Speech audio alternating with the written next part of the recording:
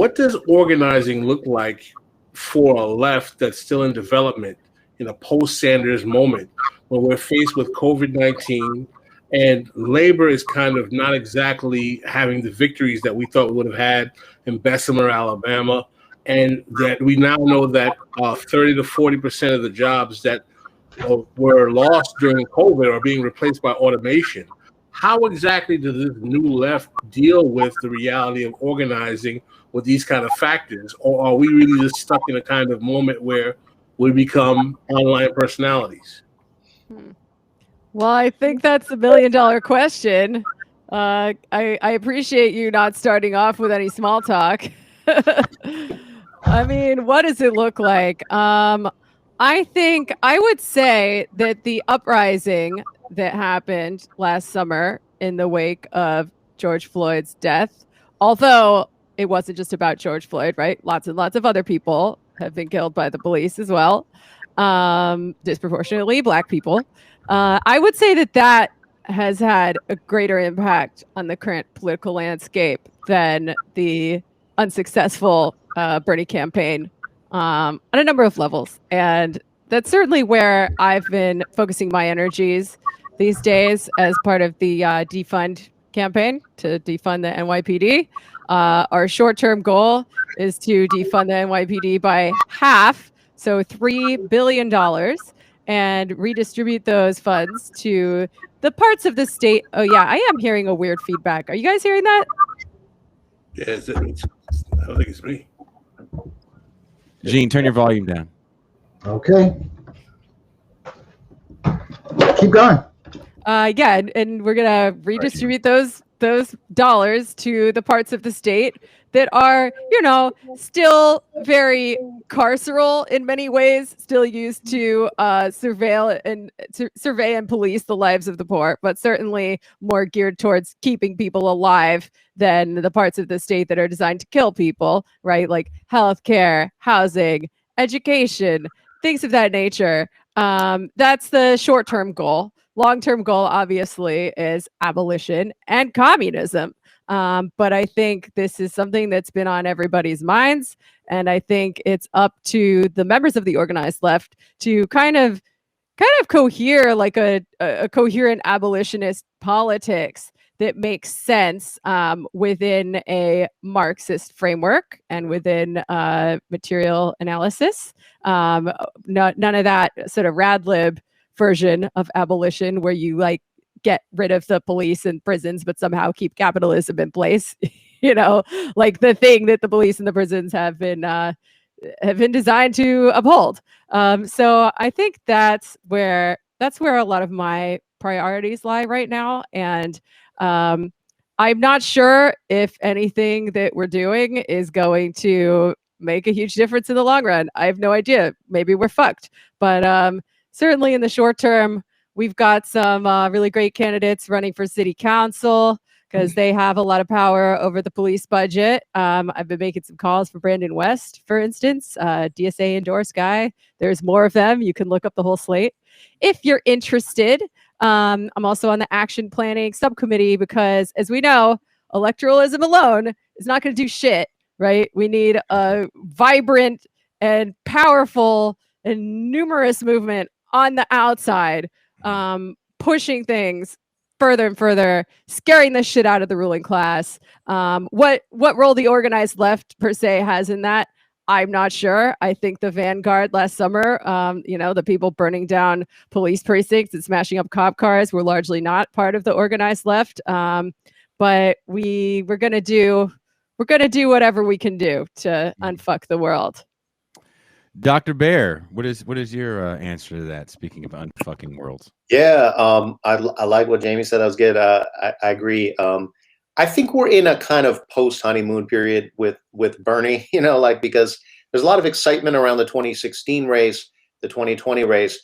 But then when we see the kind of way that Bernie's been forced into line to support the Biden administration, it's just very, I think, I can certainly speak for myself. I lose a lot of my enthusiasm for Bernie, and see him as okay, now he's being forced to toe the line, or he is towing the line, or whatever.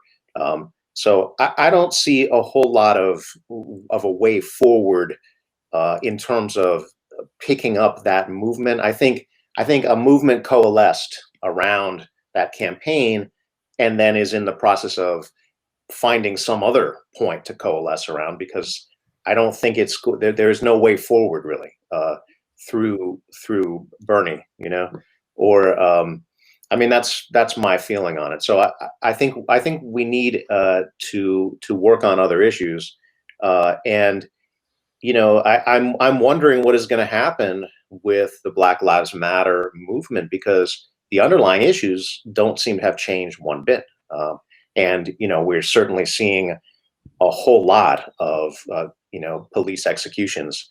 So I don't know if that issue is going to continue to be salient moving forward.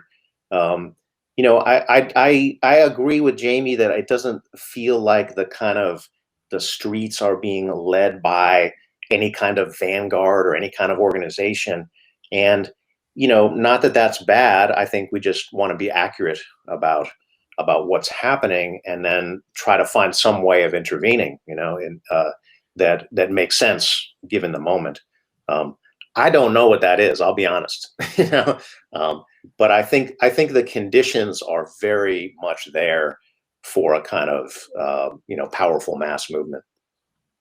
Speaking of mass movements, I've watched that. I did an Oscars episode the other day with Ben Burgess and a bunch of other people, and I watched that really horrible movie, The Trial of the Chicago 7. If you were to juxtapose 1968 to now, how far do you think we're just nowhere near how large the left was at that point in time?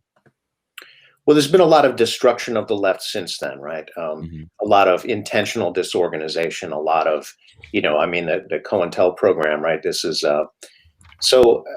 but I think in terms of like organic conditions, which like Marx says, right? Capitalism produces its own gravediggers.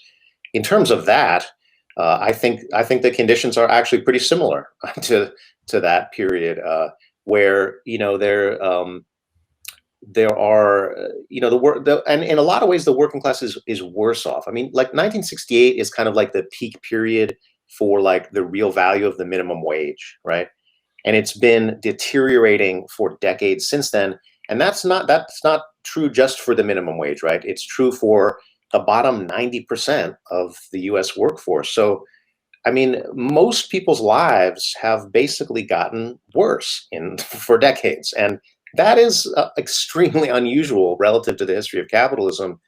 But it's also part of its pattern, right? I mean, that, again, Marx pointed out, he said, these are some of the tendencies of this complex system that are sometimes reversed, yes, and sometimes accelerated. So we don't want to act like it's some kind of linear, simplistic thing. It's not, right? But we seem to be at a moment of very strong, bourgeois supremacy right now. And that creates its own weaknesses.